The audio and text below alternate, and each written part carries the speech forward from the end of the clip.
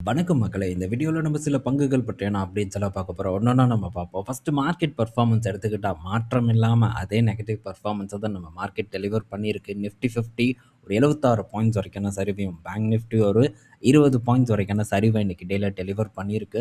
So தொடர்ந்து பார்த்தீங்கன்னா, நம்ம மார்க்கெட் இறங்குமுகமா தான் இருந்துட்டுருக்கு. தொடர்ந்து செல்லிங் பிரஷர் நம்ம மார்க்கெட்ல இருந்துக்கிட்டே தான் இருக்கு. ஆனா, எஃப்ஐஐஸ் பார்க்கும்போது சில சில நாள் பார்க்கும்போது செல்லிங் சைட் இருக்காங்க. ஆனா, மோஸ்ட்டா தொடர்ந்து பார்த்தீங்கன்னா, எஃப்ஐஎஸ் நம்ம மார்க்கெட்ல பையிங் சைட்ல இருந்துட்டு வந்துட்டுருக்காங்க. இன்னைக்கும் நம்ம மார்க்கெட்ல எஃப்ஐஎஸ் ஒரு பையிங் சைட்ல தான் இருக்காங்க. போன மாதம் நாம பார்த்தோம். எஃப்ஐஎஸ் கணிசமா நம்ம மார்க்கெட்ல பணத்த போட்டிருந்தாங்க. இந்த மாதமும் அது தொடர்ந்து கொண்டு தான் இருக்கு. ஸோ அப்பப்போ பார்த்தீங்கன்னா, ஒரு செல்லிங் சைடு இருக்காங்களே தவிர, ஸோ பெரும்பாலான நேரங்கள்ல அவங்க பார்த்தீங்கன்னா, பையிங் சைட்ல தான் இருந்துட்டுருக்காங்க. ஸோ இது ஒரு நல்ல இண்டிகேஷன் தான். பட் இப்படிப்பட்ட ஒரு சூழ்நிலையில ஒரு டேட்டா வந்திருக்கு. என்னன்னா, இந்தோனேஷியாவ ரீப்ளேஸ் பண்ணிட்டு இந்தியா பார்த்தீங்கன்னா, அ பெரும்பாலும் எஃப்ஐஐஸ் இன்வெஸ்ட்மென்ட் பண்ண இன்ட்ரெஸ்ட் காட்டாத ஒரு இடமா நம்ம மார்க்கெட் இருக்கு அப்படிங்கிற ஒரு டேட்டா வந்து குடுத்துருக்காங்க. ஸோ இதில பேங்க் ஆஃப் அமெரிக்கா வந்து ஒரு ஆய்வு நடத்தியிருக்காங்க. அந்த ஆய்வு என்ன சொல்லுதுன்னா, ஸோ நம்ம மார்க்கெட்ட 32% வந்து ப்ரிஃபர் பண்ணாம இருக்காங்க அப்படின்னு சொல்றாங்க. வெறும் 32% தான் நம்ம மார்க்கெட்ட விரும்பாம இருக்காங்க. இங்க நம்ம மார்க்கெட்ல முதலீடு பண்றதுக்கு விரும்பாம இருக்கக்கூடிய நபர்களா 32% இருக்காங்க. ஆனா பேலன்ஸ் அந்த நடந்த ஒரு வோட்டிங்ல பேலன்ஸ் அப்படின்னு பார்க்கும்போது, ஸோ மெஜாரிட்டி பார்க்கும்போது நம்ம மார்க்கெட்ல முதலீடு பண்றதுக்கு ஆர்வத்த காட்டிட்டு தான் இருக்காங்க. பட் இருந்தாலும் ஹெட்டிங் எப்படி இருக்கு? ஸோ நம்ம மார்க்கெட்ல முதலீடு பண்றதுக்கான ஆர்வம் இல்ல. ஸோ இதுக்கு நெறைய காரணங்கள சொல்றாங்க. குறிப்பா ஏஐ ரிலேட்டடான ஒரு டெவலப்மெண்ட் நம்ம மார்க்கெட்ல இல்ல அப்படின்ட்டு ஒரு தகவல் வந்து குடுத்துருக்காங்க. ஸோ இது உண்மதான். தெரிஞ்ச விஷயம் தான். பட் ஏஐ மட்டுமே அடுத்த கட்ட ஒரு வளர்ச்சிய குடுத்துருமா கேட்டா டெஃபினட்டா இல்ல. ஸோ அதற்கான ஹார்ட்வேர்ஸும் பார்த்தீங்கன்னா, ரொம்ப முக்கியமான ஒண்ணு. ஸோ இப்போ எலக்ட்ரானிக்ஸ்ல பெரிய அளவுக்கான முதலீட நம்ம நாட்டுல பண்ணிட்டு தான் இருக்காங்க. அதுக்கு பெரிய இன்சென்டிவ்ஸும் வந்து குடுத்துட்டு இருக்காங்க. ஸோ இது அடுத்த கட்ட ஒரு வளர்ச்சி அடைவதற்கு இன்னும் கொஞ்சம் காலம் எடுத்துக்கலாம். அத தொடர்ந்து ஏஐ செக்மெண்ட்ட பொறுத்தவரைக்கும் நம்ம நாட்டுல வளர்ச்சி ஏற்படலாம். பட் இதுக்கான டைம் வந்து கொஞ்சம் எடுத்துக்கும். பட் ஏஐ மட்டுமே எல்லாத்தையும் பண்ண போறதில்ல. இப்ப இருக்கக்கூடிய காலகட்டத்தில. ஸோ அதனால மற்ற செக்டாரோட பெர்ஃபார்மன்ஸ் எப்படி இருக்குன்னு பார்த்தா, வளர்ச்சிய நோக்கி தான் போயிட்டுருக்கு. நிஃப்டி 50யோட ப்ராஃபிட் குரோத் நம்ம பார்த்தோம். 10 குவார்ட்டர்ல இல்லாத அளவுக்கான ஒரு வளர்ச்சிய இந்த நடந்து முடிந்த காலாண்டுல வந்து குடுத்துருந்தாங்க. இதெல்லாம் இருந்தும் கூட, ஸோ இந்த 32% பார்த்தீங்கன்னா, நம்ம மார்க்கெட்ட பின்னாடி தான் வந்து வச்சிருக்காங்க. லாஸ்ட் ஆப்ஷனா தான் வந்து வச்சிருக்காங்க. பட் இத கண்டு நம்ம பயப்படணுமா? கொஞ்சம் வந்து சந்தேகப்படணுமான்னு கேட்டா, ஸோ அதுக்கான ஒரு தேவை இல்ல அப்படின்னு தான் நான் வந்து நெனைக்கிறேன். ஸோ பார்ப்போம் என்னலாம் நடக்குது அப்படின்ட்டு. அடுத்தது ஸோ இன்னைக்கு அமெரிக்கா மார்க்கெட்ல சிப் பங்குகள் பார்த்தீங்கன்னா, இறங்கு முகமா இருக்கு. Intel, AMD போன்ற பங்குகள் இன்னைக்கு டேல சரிவ சந்திச்சுட்டு வந்துட்டுருக்கு. ஸோ இதனால ஒரு நல்ல விஷயம் என்னன்னா, நாளைக்கு நம்ம மார்க்கெட்ல ஐடி நிறுவன பங்குகள் ஒரு நல்ல பெர்ஃபார்மன்ஸ குடுக்கலாம் அப்படிங்கிற ஒரு எதிர்பார்ப்பு இப்போ போயிட்டுருக்கு. ஸோ எனக்கு தெரிஞ்ச ஐடி பங்குகள் நாளைக்கு ஒரு பெட்டர் பெர்ஃபார்மன்ஸ குடுக்கும்னு நான் எக்ஸ்பெக்ட் பண்றேன். ரீசன்ட் டேஸா ஐடி நிறுவனங்கள்லயும் பெரிய பெர்ஃபார்மன்ஸ் இல்ல. அதுக்கு வேற ஒரு காரணமும் இல்ல. இப்ப அங்க நடந்துட்டு இருக்கக்கூடிய ஏஐ சிப் ராலி தான் ஐடி நிறுவனத்தோட ஏற்றத்த கொஞ்சம் பார்த்தீங்கன்னா கட்டுப்படுத்தியிருக்கு. ஆனா இப்ப திரும்பவும் இந்த ஏஐ சிப் பங்குகள் ஸோ டிசிஎஸ் பாருங்க, ஒரு நல்ல டாப்ப தொட்டுட்டு ஒரு ரூ. 2500 வரைக்கும் போயிட்டு, இப்போ வந்து ஒரு ₹200 கிட்ட ஒரு சரிவ வந்து குடுத்துருக்கு. இங்க லாஸ்ட்டு டாப்ல இருந்து. ஆனா அதே நேரத்தில ஏஐ ரிலேட்டட் பங்குகளோட பெர்ஃபார்மன்ஸும் நல்லா இருந்தது. பட் இப்ப திரும்ப பார்த்தீங்கன்னா, அந்த இடத்துல ஒரு சின்ன சறுக்கல் ஏற்பட்டிருக்கு. இத பேஸ் பண்ணி இன்னைக்கு டேல அசென்ச்சர் பார்த்தீங்கன்னா, ஒரு நல்ல ஏற்றத்த குடுத்துட்டு இருக்கு. கரண்ட்டா ஒரு 5% வரைக்கான ஒரு ஏற்றம் அசென்ச்சர்ல வந்து நடந்துட்டு இருக்கு. ஸோ இதோட ஒரு தாக்கம் நாளைக்கு நம் நாட்டில் இருக்கக்கூடிய ஐடி நிறுவனங்களையும் ஏற்படும் அப்படிங்கிற ஒரு எதிர்பார்ப்பு எனக்கு இருக்கு. ஸோ வெயிட் பண்ணி நம்ம பார்ப்போம். நல்ல ஒரு சரிவ குடுத்த அசென்ச்சர் இப்போ ஒரு பெட்டரான ஒரு பெர்ஃபார்மன்ஸ போஸ்ட் பண்ணிட்டு இருக்கு. ஸோ எங்க இருந்தது, இப்ப எங்க இருக்குன்னு பாருங்க. $120 இருந்து இப்போ $180 கிட்ட வந்து ட்ரேட் ஆயிட்டு இருக்கு. ஸோ இப்ப 6% வரைக்கான ஒரு ஏற்றத்த குடுத்துட்டு இருக்கு. ஸோ மெயின் ரீசன் பார்க்கும்போது சிப் பங்குகளோட சரிவு காரணம் தான் இந்த பங்கு இந்த ஏற்றத்த குடுக்கறதுக்கு. ஸோ திரும்ப பார்த்தீங்கன்னா, ஒரு நல்ல ஒரு பெர்ஃபார்மன்ஸ போஸ்ட் பண்ண ஆரம்பிச்சிருக்கு. ஸோ நம்ம மார்க்கெட்லயும் ஐடி பங்குகள் கிட்ட நாளைக்கு இத எதிர்பார்க்கலாங்கிறதுல மாற்று கருத்து இல்ல. ஸோ அடுத்தது பார்த்தீங்கன்னா, உட்கர் ஸ்மால் ஃபினான்ஸ் பேங்க். ஸோ இது இப்போ ஆல்மோஸ்ட் ஒரு ரூ. 14 கீழ வந்து ட்ரேட் ஆயிட்டு இருக்கும். ஸோ இந்த நிறுவனத்த பற்றி பேசணும் அப்படின்னு நான் நெனச்சேன். பட் ஒவ்வொரு டைமும் மறந்துட்டேன். ஒரு நண்பர் வேற தொடர்ந்து கேட்டுட்டு இருந்தாங்க. மேபி இந்த வீடியோவ அவர் மிஸ் பண்ணலாம். இன்கேஸ் வந்து நாளைக்கு ஏதாச்சும் ஒரு கமெண்ட்ட போட்டா பார்க்கக்கூடிய நண்பர்கள், ஸோ இந்த வீடியோல நம்ம டிஸ்கஸ் பண்ணிட்டோம் அப்படிங்கிற ஒரு இன்ஃபர்மேஷன அவர் கூட பாஸ் பண்ணிருங்க. ஓகே. ஸோ இப்ப இதில நம்ம பேச போறது என்ன அப்படின்னு பார்த்தா, நம்ம ஆல்ரெடி வந்து இத பற்றி ஒரு ஆர்டிக்கிள் போட்டிருக்கோம். அண்ட் வீடியோவாவும் ஒரு 2, 3 வீடியோ போஸ்ட் பண்ணியிருக்கோம். ஸோ இப்ப இந்த உட்கர் ஸ்மால் ஃபினான்ஸ் பேங்க் பார்த்தீங்கன்னா, அவங்க இந்த அன்செக்யூர்டு லோன் போர்ட்ஃபோலியோல இருந்து ஷிஃப்ட் ஆகுறாங்க அப்படிங்கிறத பற்றி நம்ம தெளிவா வந்து ஒரு ஆர்டிக்கிள்ல வந்து டிஸ்கஸ் பண்ணோம். என்ன மாரியான ஒரு பெர்ஃபார்மன்ஸ குடுத்துருக்காங்கன்ட்டு. ஸோ, இப்போ நடந்து முடிந்த காலாண்டு அடிப்படையில நம்ம பார்க்கும்போது, ஸோ இந்த ரிசல்ட்டையும் கூட நான் டிஸ்கஸ் பண்ணல. இந்த காலாண்டு அவங்க லாஸ தான் வந்து போஸ்ட் பண்ணியிருக்காங்க. ஸோ, பெட்டர் பெர்ஃபார்மன்ஸ் வந்து இங்க ஏற்படல. காரணம் பார்த்தீங்கன்னா, பெரிய அளவுக்கு அடி வாங்குனது தான் ஒரு ரீசனா வந்து இருக்கு. பட் இதிலிருந்து மீண்டு வரதுக்கான ஒரு முயற்சியில இந்த நிறுவனம் இருக்குங்கிறதுல சந்தேகமே இல்ல. சில மைக்ரோ ஃபைனான்ஸ் கம்பெனிஸ் பார்க்கும்போது திரும்ப வளர்ச்சிக்காக அதே வழியில தான் போறாங்க.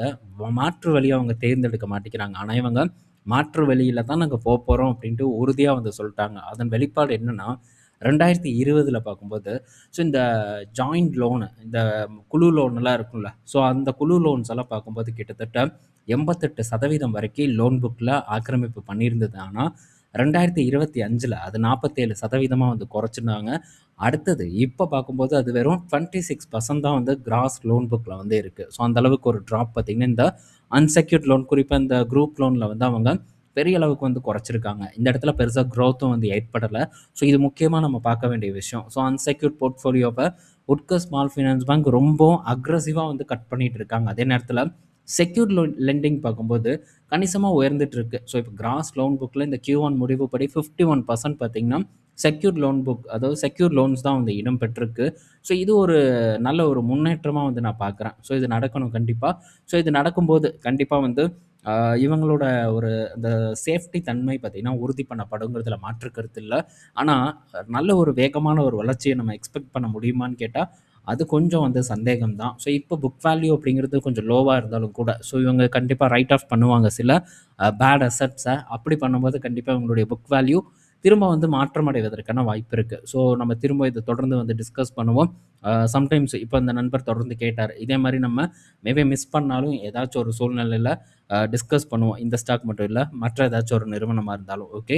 ஸோ இப்போ அவங்க என்ன ஒரு டார்கெட், என்ன ஒரு பிளான செட் பண்ணியிருக்காங்களோ, அந்த பிளான நோக்கி போறாங்க அப்படிங்கிறத மட்டும் நம்ம புரிஞ்சுக்குவோம். ஓகே.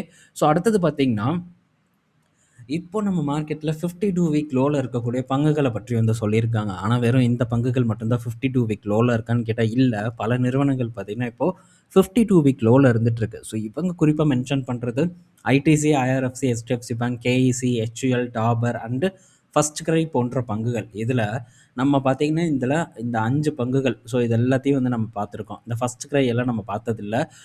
ஸோ இந்த கேஇசி இன்டர்நேஷனல் பத்தி நான் 2 ஆர்டிக்கல் போஸ்ட் பண்ணியிருக்கேன். ஸோ ரீசென்ட்டானா எப்படியும் 2 மாதம் இருக்கும்னு நான் நெனைக்கிறேன். ஸோ போஸ்ட் பண்ணியிருப்பேன். இந்த நிறுவனத்த பற்றி பெரிய சந்தேகம் உங்களுக்கு இருக்காதுன்னு நான் நெனைக்கிறேன். அண்ட் மேல இருக்கக்கூடிய நிறுவனங்கள பற்றியும் சந்தேகம் இருக்காதுன்னு நான் நெனைக்கிறேன். ஸோ நீங்க ஈஸியா வந்து அத அண்டர்ஸ்டாண்ட் பண்ணிக்கலாம். பட் இது மட்டும் வந்து இந்த 52 வீக் லோல இருக்கக்கூடிய பங்குகள் இல்ல. இன்னும் பல பங்குகள் வந்து 52 வீக் லோ அண்ட் புது லோவ நோக்கி நகர்ந்து போயிட்டே தான் இருக்கு. அப்படிப்பட்ட நிறுவனங்களையும் கண்டிப்பா நம்ம ஒரு ஸ்டடி பண்ணிட்டே தான் வந்து இருக்கணும். ஸோ பிஐ இண்டஸ்ட்ரீஸ் பத்தி வந்து நண்பர் ஒருத்தர் கேட்டிருந்தாரு. டக்குன்னு இப்ப எனக்கு ஞாபகம் வந்துச்சு. ஸோ இந்த நிறுவனம், ஸோ இந்த பிஐ இண்டஸ்ட்ரீஸ், யூபிஎல் போன்ற நிறுவனங்களும் ஒரு இறங்கு முகமா தான் இருந்துட்டு இருக்கு. ஸோ இதுக்கு கண்டிப்பா இந்த பருவநிலை மாற்றம் கூட ஒரு மெயின் ரீசனா இருக்கலாம்னு நான் நினைக்கிறேன். வீட்ல உட்கார முடிய மாட்டேங்குது. இந்த வருடமே சுத்தமா நல்லா இல்ல. யாரெல்லாம் ஃபீல் பண்றீங்க அப்படிங்கிறத மறக்காம கமெண்ட் செக்ஷன்ல மென்ஷன் பண்ணுங்க. ஸோ கோயம்புத்தூரோட கிளைமேட்டே பார்த்தீங்கன்னா, கம்ப்ளீட்டா மாறிப்போச்சு. அதுவும் குறிப்பா இந்த வருடம் தான் இப்ப வரைக்கும் பார்த்தீங்கன்னா, வேர்த்து ஊத்திட்டு இருக்கு. ஸோ இந்த டைம்லலாம் நல்லா மழை பெஞ்சு குளு குளுன்னு இருக்கும். பட் இப்ப மழையே காணோம். நம்ம தமிழ்நாட்டிலே பெருசா மழை இல்லன்னு நான் நெனைக்கிறேன். பட் இந்த நார்த் சைடு இங்கெல்லாம் பார்க்கும்போது நல்லா மழை பெஞ்சுட்டு இருக்கு. ஸோ கிளைமேட் பார்த்தீங்கன்னா, கண்றாவியா மாறிட்டு இருக்கு. ஸோ இருக்க முடியறதில்ல. ஸோ இப்போ ஒரு ப்ராடக்ட் கூட அவர் சொன்னாரு. பட் நான் இந்த பிஐ இண்டஸ்ட்ரீஸ பெருசா வந்து நான் பார்த்ததில்ல. அதாவது உள்ள இவங்களுடைய பிசினஸ்க்குள்ள ரொம்ப ஆழமாலாம் போனதில்ல. ஸோ அந்த கம்பெனில அவர் ஒர்க் பண்றேன் அப்படின்னு சொன்னாங்க. பட் நல்ல டீட்டெயில்டா நீங்க டேட்டா குடுக்கும்போது, எனக்கு இன்னும் கொஞ்சம் கூட ஈஸியா இருக்கும் அத ரிவ்யூ பண்றதுக்கு. இல்ல நானா பண்றேன் அப்படின்னா, நெறைய டைம் எடுத்துக்குவேன். ஸோ அதனால தான் வந்து சொல்றேன். அதுவும் இல்லாம இந்த செக்டார வந்து நம்ம அ இந்த பிராண்ட்ஸ் அப்படின்ட்டுலாம் தாண்டி, ஸோ வேற ஒரு கண்ணோட்டத்துல பார்க்கணும். ஒரு டெட் ஃப்ரீ கம்பெனி மாற்று கருத்து இல்ல. நல்ல மார்ஜின வந்து மெயின்டெயின் பண்ணிட்டு வந்துட்டு இருக்காங்க நிறுவனம். ஸோ இது எல்லாமே பெட்டரா தான் வந்து பண்ணிட்டு இருக்காங்க. பட் இருந்தாலும் ஸோ இன்னும் வந்து கொஞ்சம் நம்ம டீப்பா வந்து இந்த நிறுவனத்த ஸ்டடி பண்ண ஆரம்பிக்கணும் அப்படின்னு தான் நான் நினைக்கிறேன். அதுவும் குறிப்பா சுத்தி இருக்கக்கூடிய நிறுவனத்த தாண்டி மற்ற விஷயங்களையும் நம்ம இந்த இடத்துல பார்க்கணும். அப்படி நம்ம பார்த்தா தான் இந்த இடத்துல நமக்கு ஒரு புரிதல் ஏற்படும். ஸோ அதனால கொஞ்சம் வந்து நம்ம பொறுத்திருந்து பொறுமையா நம்ம பார்ப்போம். இப்ப எண்ணற்ற வாய்ப்புகள் இருக்கக்கூடிய காரணத்தினால, ஸோ நெறைய விஷயங்கள பார்க்க முடிய மாட்டேங்குது. ஆல்ரெடி வந்து ஃபாலோ பண்ணிட்டு இருக்கக்கூடிய ஒரு நிறுவனங்கள பின்னாடி போறது நேரம் சரியா வந்து இருக்கு. ஸோ ஏதாச்சும் ஃப்ரீ டைம் இருந்ததுன்னா கண்டிப்பா நான் ஸ்டடி பண்றேன். உங்களோட ஒரு வியூ இருக்கும். ஸோ அந்த வியூவ மெயில் அனுப்பி விடுங்க. கண்டிப்பா நம்ம அத வந்து செக் பண்ணிட்டு சீக்கிரம் டிஸ்கஸ் பண்றதுக்கு நான் ட்ரை பண்றேன். ஸோ 21 லோல வந்து இருக்கு. ரூ. 4,500 மேல இருந்தது. இப்ப ரூ. 2,500 கிட்ட ட்ரேட் ஆயிட்டு இருக்கு. ஸோ ஃபர்தரா ஒரு வீக்னஸ் ஏற்படுமா அப்படிங்கிறத நம்ம பொறுத்திருந்து வந்து பார்ப்போம். ஸோ குறிப்பா நிறுவனத்த ஒரு பக்கம் நம்ம பார்த்தாலும், இந்த மாரி செக்டார் நிறுவனத்த பொறுத்தவரைக்கும், நிறுவனத்த நம்ம ஒரு பக்கம் ஸ்டடி பண்ணுனாலும், மற்ற விஷயங்கள ஸ்டடி பண்ணணும். ஸோ குரோத் இருக்குமா அப்படிங்கிறத நம்ம பார்க்கணும். ஸோ அடுத்த கட்ட ஒரு வளர்ச்சி ஏற்படுவதற்கான சூழ்நிலை நமக்கு அமையுமா அப்படிங்கிறதெல்லாம் வந்து கண்டிப்பா ஸ்டடி பண்ணணும். ஸோ ரொம்ப வந்து ஒரு டஃப்பான ஒரு பிசினஸ் தான். ஆனா டெட் இல்ல. அதுவரைக்கும் கொஞ்சம் சந்தோஷம். கம்பெனி மெயின்டெயின் பண்றதுக்கான வாய்ப்பு அதிகமா இருக்கு. இப்ப இருக்கக்கூடிய நிலைமை. ஸோ நம்ம ஃபியூச்சர்ல இன்னும் வந்து டீப்பா வந்து டிஸ்கஸ் பண்ணலாம். ஸோ அடுத்தது ஸோ இந்துஸ்தான் யூனிலிவர் பற்றியான அப்டேட். ஸோ இப்போது பெரிய ஒரு பஞ்சாயத்து ஓடிட்டு இருக்குங்க. இந்த செய்தியை நான் பார்த்ததுக்கு அப்புறம் தான் எனக்கே வந்து இப்படி ஒன்று நடந்துட்டு இருக்கா அப்படிங்கிற மாதிரி வந்து தெரியுது. என்ன நடந்துட்டு இருக்குன்னா, ஸோ பீகோ ஏதோ ஒரு இது. ஸோ பீகோ அப்படிங்கிற ஒரு கம்பெனி. ஸோ இந்த கம்பெனி நான் இப்போ தான் கேள்விப்படுறேன். ஸோ இந்த கம்பெனி டைரக்ட்டா பார்த்தீங்கன்னா, HULஅ வந்து அட்டாக் பண்ணிட்டு இருக்காங்க. அதுவும் ஸோ இப்படிலாம் பண்ணக்கூடாது அப்படின்னு தான் நான் நினைக்கிறேன். நீங்களும் அப்படிதான் நினைப்பீங்கன்னு நினைக்கிறேன். ஏன்னா சட்டத்திலேயே அந்த இடம் இல்ல. ஏன்னா ஒரு ப்ராடக்ட் எடுத்து வச்சு ஸோ அந்த ப்ராடக்ட்ட தாக்கி நம்மளுடைய ப்ராடக்ட்ட ப்ரமோட் பண்றதுக்கான ஒரு அனுமதி, ஒரு ஒரு லீகலான ஒரு விஷயம் இருக்காது அப்படின்னு நான் நினைக்கிறேன். டைரக்ட்டா இப்படி தாக்கக்கூடாது. ஏதாச்சும் ஒரு பேர் போடாத ஒரு ப்ராடக்ட் எடுத்து வச்சு கூட நம்ம பேசலாம். நம்ம நெறைய விளம்பரத்தில பார்த்துருப்போம். ஸோ அந்த ஒரு டப்பாவ எடுத்து வச்சுட்டு, அந்த நிறுவனத்தோட பேர தூக்கிட்டு, ஸோ அந்த டப்பாவுக்கு இத தள்ளி விட்டுட்டு இந்த ப்ராடக்ட் வந்து அப்படியே ஸ்டெடியா நிக்கும். அப்படியெல்லாம் விளம்பரம் பண்ணுவாங்க. ஆனா, இவங்க ஒரு படி மேல போயி, ஸோ சர்ஃப் எக்ஸல் யூஸ் பண்றதுனால ஒரு இந்த இரிட்டேஷன், ஸ்கின் இரிட்டேஷன்லாம் ஏற்படுது அப்படின்ட்டுலாம் வந்து விளம்பரம் பண்றாங்க. நான்லாம் சர்ஃப் எக்ஸல் தான் யூஸ் பண்றேன். அந்த மாரியான எந்த விதமான ஒரு இரிட்டேஷனும் எனக்கு இல்ல. So surf XL, comfort. Surf XL பலரும் யூஸ் பண்றாங்களோ இல்லையோ, டெஃபினட்டா கம்ஃபோர்ட் பலர் வீட்லயும் இருக்கு. ஆனா அத தாண்டி ஸோ இந்த விப்ரோவோடது இருக்கு. இதெல்லாம் கூட யூஸ் பண்றதுக்கான வாய்ப்பு இருக்கு. ஆனா மெஜாரிட்டி கம்ஃபோர்ட் தான் பெரிய அளவுக்கு வந்து யூஸ் பண்ணிட்டு இருக்காங்க.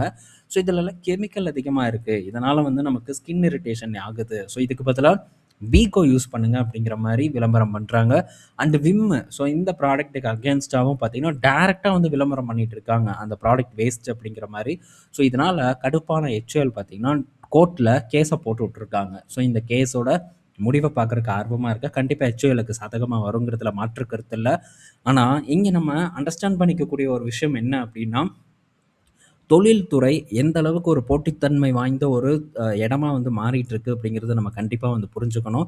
ஸோ நிறுவனங்கள் அத புரிஞ்சுக்காம இருக்காது. ஏன்னா நம்மலாம் இத்துணூண்டு ஆளு. நமக்கே இந்த புரிதல் இருக்கும்போது, நிறுவனம் என்ன சும்மாவா இருப்பான்? ஸோ அவனும் டெஃபினட்டா பார்த்தீங்கன்னா, பெரிய அளவுக்கான அட்வர்டைஸ்மென்ட் பண்ணிட்டு தான் இருக்காங்க. அது குறிப்பா ஸோ டிஜிட்டல் இதில வந்து பண்ணிட்டு இருக்காங்க. ஸோ இன்னும் வந்து வேகப்படுத்தணும். அப்படி படுத்தலன்னா, சின்ன பிராண்ட்ஸ் எல்லாம் வந்து பெரிய அளவுக்கு மார்க்கெட் ஷேர வந்து புடிப்பாங்க. இது வெறும் HULக்கு மட்டும் ஒரு இம்பாக்ட் ஏற்படுத்தாது. ஸோ மற்ற FMCG நிறுவனங்களுக்கு கூட இந்த ஒரு பிரஷர் வந்து ஏற்படும். ஸோ ஒரு பெரிய ஒரு போட்டித்தன்மை வாய்ந்த இடத்துல நிறுவனங்கள் இருக்கு அப்படிங்கிறத நம்ம இதன் மூலியமா வந்து புரிஞ்சுக்க முடியுது. ஸோ இதனால கண்டிப்பா ஒரு பிரஷர் வரக்கூடிய நாட்கள்ல FMCG நிறுவனங்கள்ல ஏற்படும் அப்படிங்கிறதுல சந்தேகமே வேண்டாம். பட் அந்த மாரி நடந்ததுன்னா, டெஃபினட்டா நான் வந்து அத சான்ஸா வந்து பயன்படுத்துவேன். ஸோ நீங்க இன்னும் உதாரணத்துக்கு எடுத்துக்கலாம். மேகிக்கு இந்த மாரி தான் நடந்தது. ஸோ இப்ப என்ன மேகி யாரும் வாங்கி சாப்பிடாமயா இருக்கோம்? மேகி பேன் பண்ணாங்க. ஸோ திரும்பவும் விற்பனைக்கு வந்தது. எல்லாரும் வாங்கி சாப்பிட்டுக்கிட்டு தான் இருக்கோம். இவ்வளோ தான் பார்த்தீங்கன்னா, MNC கம்பெனிஸ பொறுத்தவரைக்கும் ஸோ எப்படியெல்லாம் ப்ரமோட் பண்ண முடியுமோ, அப்படியெல்லாம் ப்ரமோட் பண்ணி அகைன் பார்த்தீங்கன்னா, அவங்களுடைய பிராண்ட நிலைநிறுத்துறதுக்கான வேலைய இவங்க கண்டிப்பா வந்து பண்ணுவாங்க. ஸோ இன்கேஸ் ரொம்ப தலைவலியா இருந்தா, அந்த பிராண்டையும் வாங்கி இவங்களுக்குள்ள போடுறதுக்கான வாய்ப்பு அதிகமா வந்து இருக்கு. ஸோ ரொம்ப ஒரு முக்கியமான ஒரு நிலைமையில இருக்கோம். நல்ல சான்ஸ் வந்து ஏற்படலாம். இதெல்லாம் ஒரு 4 வருடம், 5 வருடத்துக்கு கழிச்சு ஒரு பெட்டர் பெர்ஃபார்மன்ஸ குடுக்கலாம் அப்படின்னு தான் நான் நினைக்கிறேன். இப்ப இருக்கக்கூடிய ப்ளூ சிப் நிறுவனங்கள். ஸோ அடுத்தது சாம்சங் பார்த்தீங்கன்னா, சிப் மேக்கிங் பிரைஸ வந்து உயர்த்தியிருக்காங்க. ஒரு 15% வரைக்கும் உயர்த்தியிருக்கிறதா ஒரு தகவல் வந்து கிடைச்சிருக்கு. ஸோ கண்டிப்பா TSMC எல்லாம் தொடர்ந்து உயர்த்திட்டு தான் இருக்காங்க. இப்ப சாம்சங் உயர்த்தியிருக்காங்க.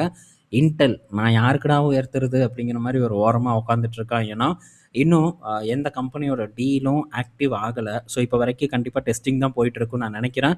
ஸோ ஒன்ஸ் வந்து அவங்களும் எல்லாம் பண்ணதுக்கப்புறம் இந்த மாரி பண்ணுவாங்க. பட் இப்போதைக்கு அவங்க பண்றதுக்கான வாய்ப்பு சுத்தமா வந்து கிடையாது. அடுத்தது இப்போ நம்ம அமெரிக்கா மார்க்கெட்ல இருக்கக்கூடிய ஆபத்துகள பத்தி தொடர்ந்து வந்து டிஸ்கஸ் பண்ணிட்டு இருக்கோம். ஸோ அமெரிக்கா மார்க்கெட் எடுத்தோம் கவுத்தோன்ட்டு நம்ம மார்க்கெட் மாரி முதலீடு பண்ண முடியாது. இந்த இடத்துல ரிஸ்க் ரொம்ப அதிகமா இருக்கு. ஏதாச்சும் சாதாரண ஒரு நெகட்டிவ் நியூஸ் வந்தாலும் கூட, ஸோ வேற லெவலான ஒரு ரியாக்ஷன் பார்த்தீங்கன்னா மார்க்கெட்ல ஏற்படும். அதுதான் இன்னைக்கு நடந்திருக்கு. மாடர்னா அப்படிங்கிற ஒரு ஷேர், ஃபார்மா ஷேர் பார்த்தீங்கன்னா, மெர்க்கோட இணைந்து கேன்சர் வேக்சினுக்கான ஒரு டெஸ்டிங் போயிட்டுருக்கு. இப்போ அதோட பேஸ் 3 ரிசல்ட் வந்திருக்கு. இந்த பேஸ் 3 ரிசல்ட் பார்த்தீங்கன்னா, வேற லெவல் சக்ஸஸ் ஆயிருக்கு. ஸோ இந்த சக்ஸஸ் காரணமா பங்கோட விலை பார்த்தீங்கன்னா, கிட்டத்தட்ட 100% மேலான ஒரு ஏற்றத்த வந்து போஸ்ட் பண்ணியிருக்கு. எப்படி? ஒரே நாள்ல 100% வரைக்கான ஒரு ஏற்றத்த இந்த நிறுவனம் டெலிவர் பண்ணியிருக்கு. ஸோ எவ்வளோ பெரிய ஒரு வளர்ச்சி அப்படிங்கிறத பாருங்க. வேற லெவல் பெர்ஃபார்மன்ஸ். கடந்த ஒரு 2 வருடத்துல கிட்டத்தட்ட 10 பேக்கர் ரிட்டர்னை டெலிவர் பண்ண ஒரு நிறுவனமா இந்த மாடர்னா நிறுவனம் பார்த்தீங்கன்னா இருக்காங்க. ஸோ இன்னைக்கு மட்டும் அடேங்கப்பா! அப்பலே பார்க்கும்போது 100% கிட்ட இருந்தது. இப்போ 150% கிட்ட பார்த்தீங்கன்னா பாசிட்டிவா ட்ரேட் ஆயிட்டு இருக்கு. என்ன ஒரு ஏற்றம் அப்படிங்கிறத பாருங்க. பட் இந்த ஒரு சைடு மட்டும் நம்ம பார்க்கக்கூடாது. காயினுக்கு எப்படி 2 சைடு இருக்கோ, அதே மாரி தான் நிறுவனங்களுக்கும். ஸோ இறங்குச்சுன்னா, இதே மாரியான ஒரு இறக்கம் இந்த அமெரிக்கா மார்க்கெட்ல ஏற்படும். ஸோ அதனால ரொம்ப வந்து நம்ம எச்சரிக்கையோட இந்த இடத்த வந்து இது பண்ணணும், ஹேண்டில் பண்ணணும் அப்படிங்கிறது என்னுடைய ஒரு கருத்து. ஸோ அமெரிக்கா மார்க்கெட் தானே எப்பவுமே வளர்ந்துக்கிட்டே இருக்கும் அப்படின்ட்டுலாம் நம்ம எடுத்தோம் கவுத்தோன்னு இது பண்ணக்கூடாது. ஸோ இறக்குனானுங்கன்னா பெரிய அளவுக்கு கீழே இறக்குறதுக்கான வாய்ப்பு இருக்குது அப்படிங்கிறதையும் நம்ம கண்டிப்பாக இந்த இடத்துல வந்து புரிஞ்சுக்கணும். ஸோ வேறு லெவல் பர்ஃபார்மன்ஸ் இந்த நிறுவனம் இன்னைக்கு டேல டெலிவர் பண்ணியிருக்கு. ஸோ இதெல்லாம் இவனுக்காச்சும் தெரிஞ்சிருக்கும். வாங்காமையா இருப்பானுங்க. நல்லா வாங்கி டெஃபினட்டாக கல்லா கட்டியிருப்பானுங்க. ஸோ அடுத்தது இதே மாதிரி தான். இப்போ நைக் பாருங்க எந்த அளவுக்கு ஒரு ப்ரெஷரை ஃபேஸ் பண்ணிட்டு இருக்கு அப்படின்ட்டு. ஸோ நல்ல ஒரு டவுன்ஃபாலை நைக் பார்த்தீங்கன்னா டெலிவர் பண்ணிட்டு இருக்கு. ஸோ வாங்கணும் இந்த பங்கை. ஸோ எப்போ அப்படின்னா கொஞ்சம் வெயிட்டிங்கில் இருக்கேன். காசு பார்த்தீங்கன்னா கொஞ்சம் தட்டுப்பாடாக இருக்குது. ஏன்னா எத்தனை இடத்துல தான்டா முதலீடு பண்ணுறது அப்படிங்கிற மாதிரி ஒரு இது சூழ்நிலையில் தான் நான் உட்காந்துட்டு இருக்கேன். ஸோ அடுத்து நான் என்ன எக்ஸ்பெக்ட் பண்ணுறேன்னா ஒரு $35 வரும்போது வாங்கினா கரெக்டாக இருக்கும்னு நான் நினைக்கிறேன். ஏன்னா இதே ஒரு லெவலில் தான் இதுக்கு முன்னாடி வாங்கினேன். ஸோ அதனால் ஒரு $35 வந்ததுன்னா வாங்கலாம் அப்படிங்கிற ஒரு ஐடியாவில் இருக்குது. கரண்ட்டாக என்னோட ஆவரேஜ் ப்ரைஸ் பார்க்கும்போது ஒரு $52 என்னமோ அதுக்கிட்ட தான் வந்து இருக்குது ஆவரேஜ் ப்ரைஸு. ஸோ தொடர்ந்து டிப்பில் வாங்கின ஒரு காரணத்தினால ஸோ தொடர்ந்து பார்ப்போம். $70 கிட்ட ஆரம்பித்தேன். இப்போது $50 கிட்ட ஆவரேஜ் ப்ரைஸில் இருக்குது. நிறுவனத்தோட மதிப்பு பார்க்கும்போது லாஸ்ட் டிப் பார்த்தீங்கன்னா $39 வரைக்கும் வந்திருக்கு. ஸோ அடுத்து $35 நான் நினச்சிருக்கேன். ஸோ நைக் பார்த்தீங்கன்னா கடுமையான ப்ரெஷரை ஃபேஸ் பண்ணிகிட்டு இருக்கு. ஸோ நைக்கில் குறிப்பாக பழைய ஒரு ஸ்ட்ராட்டஜியை கைவிட்டாங்க. அதுதான் ஒரு பெரிய இம்பேக்டாக நடந்தது. ஸோ இப்போ திரும்பவும் அதே ஸ்ட்ராட்டஜிக்குள்ளே நிறுவனம் நுழைஞ்சிருக்கு. இதோட பலன் கிடைக்கிறதுக்கு கண்டிப்பாக டைம் ஆகும். அந்த டைம் வரைக்கும் நம்ம வெயிட் பண்ணி தான் ஆகணுங்கிறதுல மாற்று கருத்து இல்லை. ஸோ இப்படியும் நடக்கலாம் அப்படிங்கிறதுக்கான ஒரு உதாரணமாக இந்த நைக் நிறுவனம் இருக்குங்கிறத நம்ம கண்டிப்பாக வந்து புரிஞ்சுக்கணும். ஸோ இந்த வீடியோவில் பல இன்ஃபர்மேஷன் நம்ம பார்த்துருப்போம். பங்குகளில் நடக்கக்கூடிய ஏற்ற இறக்கங்கள், குறிப்பாக யுஎஸ் மார்க்கெட் போன்ற இடத்துல நடக்கக்கூடிய அபாயங்களை பற்றி நம்ம டிஸ்கஸ் பண்ணியிருக்கோம். ஸோ நம்ம பாட்டுக்கு குருட்டாந்தனமாக போய் முதலீடு பண்ணணும்னா மாற்றுறதுக்கான வாய்ப்பு இருக்குது. இந்த இறக்கத்தெல்லாம் நம்ம டெஃபினட்டாக தாங்க மாட்டோம். ஐடிசியில் இறங்கினாலே நம்ம தாங்க மாட்டேங்கிறோம். ஸோ இங்கெல்லாம் இறங்கினா தாங்குவோமா? அங்கே வெறும் ரொம்ப நாளாக இறங்கி ஒரு 50% வந்திருக்கு. இவன் ஒரே நாளில் 70-80% வரைக்கும் சரிவை கண்ணில் காட்டிடுவான். அதனால் ஸோ ரொம்ப வந்து கேர்ஃபுல்லாக யுஎஸ் மார்க்கெட்டை ஹேண்டில் பண்ணணும். தொடர்ந்து பார்த்தீங்கன்னா அதற்கான உழைப்பை போடணும். அண்ட் அதெல்லாம் தாண்டி நீங்கள் உழைக்கிறது அதெல்லாம் தாண்டி ஸோ ஒரு மைண்ட் ப்ரிப்பரேஷன் ரொம்ப முக்கியம் அப்படிங்கிறதையும் நீங்கள் கண்டிப்பாக வந்து புரிஞ்சுக்கணும். ஸோ தொடர்ந்து இதை பற்றியெல்லாம் நம்ம பேசிக்கிட்டே இருப்போம். அப்போ தான் கண்டிப்பாக மைண்ட் ப்ரிப்பரேஷன் உங்களுக்கும் ஏற்படும் அப்படின்னு நான் நினைக்கிறேன். ஸோ பங்குச்சந்தையை பொறுத்த வரைக்கும் கம்ப்ளீட்டாக மைண்டோட கேம் தான். ஸோ எந்த அளவுக்கு மைண்டை காமாக வச்சுருக்கிறோமோ அந்த அளவுக்கு வெற்றியை சந்திக்கிறதுக்கான வாய்ப்பு இருக்குது. தேவையில்லாத சில கருத்துக்கள், தேவையில்லாத சலனங்களை நம்ம மைண்டுக்குள்ளே ஏற்றணும்னா கண்டிப்பாக அது ஒரு இதை ஒரு பாதிப்பு ஏற்படுத்தும். ஸோ அதனால தான் நம்ம புதுசாக வரக்கூடிய ஒரு சில ஒரு ஒரு ரொம்ப எல்லாரும் எதிர்க்கக்கூடிய ஒரு விஷயங்களை வந்து பெருசாக டிஸ்கஸ் பண்ணுறதில்ல ரீசன். ஸோ அந்த கருத்துக்கள் என்னோட முதலீட்டு ஒரு வாழ்க்கையை பெரிய அளவுக்கு வந்து பாதிக்குது. அதனால் நம்ம டிஸ்கஸ் பண்ணுறதுக்கு தயங்கிட்டு இருக்கோம். ஸோ அதை பண்ணவும் முடியாது. பண்ணுனேன்னா என்னால் கண்டிப்பாக முதலீட்டில் ஜெயிக்க முடியாது. ஏன்னா நான் என்னோடய மைண்டுக்கு ஏற்றிக்குவேன். ஸோ அதை எடுத்துகிட்டு போவேன். ஸோ அது ஒரு ரீசன். ஸோ இதனால் ரொம்ப கேர்ஃபுல்லாக பீஸ்ஃபுல்லாக வந்து முதலீடு பண்ணுறதை ட்ரை பண்ணுங்கள். ஸோ பீஸ் ரொம்ப முக்கியம் அப்படிங்கிறத சொல்லிட்டு இந்த வீடியோவை நான் முடிச்சுக்கிறேன். நாளைக்கு நம்ம இன்னொரு வீடியோவில் மீட் பண்ணுவோம். பாய் மக்களே.